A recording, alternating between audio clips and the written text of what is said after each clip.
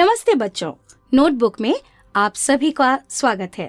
किसी भी व्यक्ति को जीवन में किसी न किसी प्रकार से दूसरों की सहायता अवश्य लेनी पड़ती है। इन सहायताओं तथा सहायता करने वालों का व्यक्ति विशेष के जीवन में विशिष्ट महत्व होता है।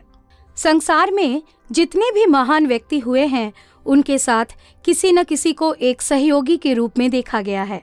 वास्तव में कोई भी व्यक्ति तभी कोई महान कार्य कर सकता है जब उसके पास अति विश्वसनीय सहयोगी हो। वह अपनी तमाम चिंताओं को अपने सहयोगी पर छोड़ दे एवं खुद अपने कार्य को महानता के स्तर पर पहुंचाने में लगा रहे। महात्मा गांधी के पास ऐसे ही एक सहयोगी थे जिन्होंने उनकी सभी चिंताओं को अपने सिर ले लिया और महात्मा गांधी ने देश के लिए बड़े बड़े कार्य किए। महात्मा गांधी के इस सहयोगी का नाम महादेव देसाई था। प्रस्तुत पाठ महादेव देसाई के जीवन एवं उनके कार्यों पर आधारित है। यह रचना मूल रूप से गुजराती भाषा में है, जिसके रचनाकार स्वामी आनंद हैं। पाठ का हिंदी अनुवाद श्री काशीनाथ त्रिपाठी ने किया है। बच्चों, पाठ में प्रवेश करने से पहले हम पाठ के लेखक श्री स्वामी आनंद जी के विषय में जानेंगे। स्वामी आनंद का जन्म गुजरात के काठियावाड़ जिले के किमड़ी नामक गांव में सन 1887 में हुआ। इनका वास्तविक नाम हिम्मतलाल था। केवल 10 वर्ष की आयु में इन्हें कुछ साधु अपने साथ हिमालय की तरफ ले गए। यहीं पर उन्होंने इनका नामकरण स्वामी आनंद नाम से किया। सन 1907 में पहली बार इन्होंने भारत के स्वतंत्रता आंदोलन में भाग लिया। इसके बाद कुछ समय तक महाराष्ट्र से तरुण हिंद नामक अखबार निकाला। इसके उपरांत बाल गंगाधर तिलक के अखबार केसरी से जुड़ गए। वर्ष 1917 में ये महात्मा गांधी के संपर्क में आए। महात्मा गांधी के कहने पर इन्होंने नवजीवन और यंग इंडिया नामक पत्र पत्रिकाओं के प्रसार का भार संभाला। महात्मा गांधी के लिए काम करते हुए इन्हें उनके निजी सचिव महादेव भाई देसाई और बाद में प्यारेलाल को जानने का अवसर प्राप्त हुआ। इस पाठ में लेखक ने महादेव भाई देसाई का बहुत अच्छा रेखाचित्र तैयार किया है। इसमें उनके व्यक्तित्व, कार्य करने की असीम ऊर्जा, मेहनत और प्रतिभा आदि का बहुत अच्छा वर्णन प्राप्त होता है। तो आइए बच्चों, अब आरंभ करते हैं पाठ शुक्र तारे के समान का विस्तार पूर्ण अध्ययन। लेखक कहते हैं कि आकाश में असंख्य तारे हैं, किंतु इन असंख्य तारों में शुक्र तारे का कोई जोड़ प्राप्त नहीं होता। यह अपनी अलग पहचान रखता है। इसे चंद्र का साथी माना गया है। इस तारे का वर्णन कई कवियों ने भी अपनी रचनाओं में विभिन्न रूपों में किया है। पूरे नक्षत्र मंडल में यह तारा या तो शाम के समय या सुबह के समय घंटे 2 घंटे के लिए दिखाई देता है। इसी तरह से महादेव देसाई भी आधुनिक भारत की स्वतंत्रता की सुबह के दौरान कुछ समय तक जगमगाकर और सबको अपना प्रशंसक बनाकर अस्त हो गए। महादेव देसाई महात्मा गांधी के बेहद करीबी लोगों में एक थे। उन्होंने आजीवन सेवा धर्म का पालन किया।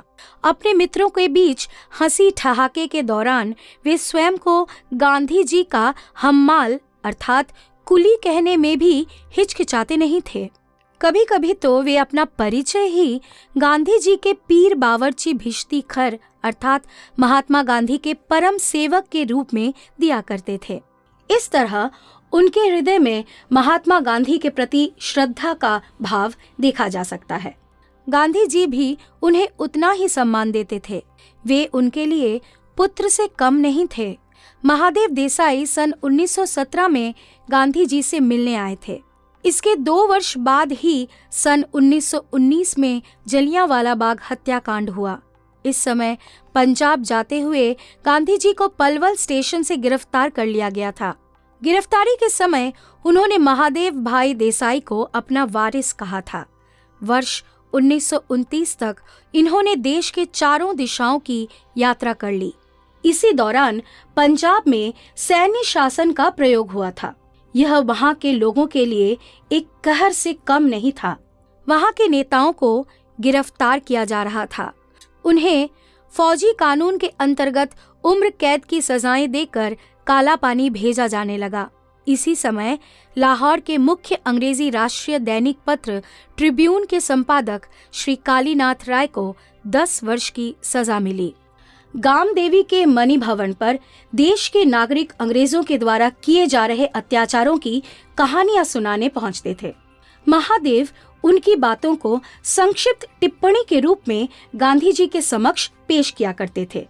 वे बाद में इन लोगों की मुलाकात भी महात्मा गांधी से कराते थे। इन बातों के आधार पर महात्मा गांधी बम्बई के मुख्य राष्ट्रीय अंग्रेजी दैनिक बॉम्बे क्रॉनिकल में लेख लिखा करते थे। महात्मा गांधी के आलेखों को इस अखबार में छपा देखकर कुछ ही दिनों में ब्रिटिश सरकार ने अखबार के निडर अंग्रेज संपादक हार्नीमैन को देश निकाला देकर इंग्लैंड भेज दिया। इस समय मुंबई में 3 नए नेता उभरकर सामने आए। इन नेताओं का नाम शंकरलाल बैंकर, उमर सोबानी और जमनादास द्वारकादास था। ये तीनों यंग इंडिया के नाम से एक साप्ताहिक पत्र निकालते थे। हालांकि इस पत्र के लिए भी हार्नीमैन ही लिखते थे। उन्हें देश निकाला दे दिए जाने के बाद इन्हें हर हफ्ते साप्ताहिक पत्र के लिए लिखने वालों की कमी महसूस हुई।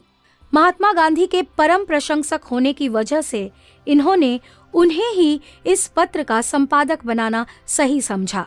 उन्होंने गांधी जी से विनती की।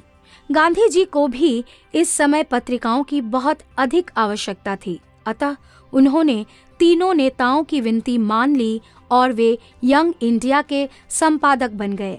इस समय काम इतना बढ़ गया कि साप्ताहिक पत्र कम लगने लगा और उन्होंने इसे हफ्ते में 2 बार प्रकाशित करना शुरू किया।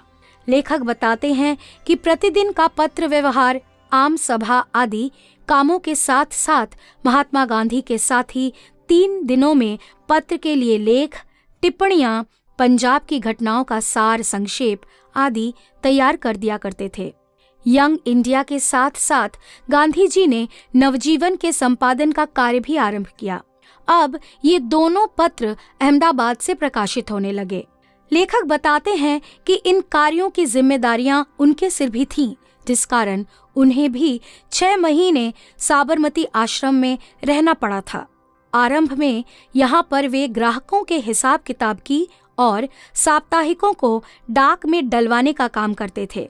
इसके कुछ ही समय बाद लेखक ही संपादन भी करने लगे। कई क्रांतिकारियों के पत्र यंग इंडिया के लिए आते थे, जिनकी चर्चा महात्मा गांधी कॉलमों में किया करते थे। कुल मिलाकर यंग इंडिया का देश के लोगों पर अनुकूल प्रभाव पड़ा। इसी के साथ महादेव देसाई भी इसके माध्यम से देश के लोगों के लाडले बन गए। इस वीडियो का शेष भाग हमारे अगले वीडियो में देखिए।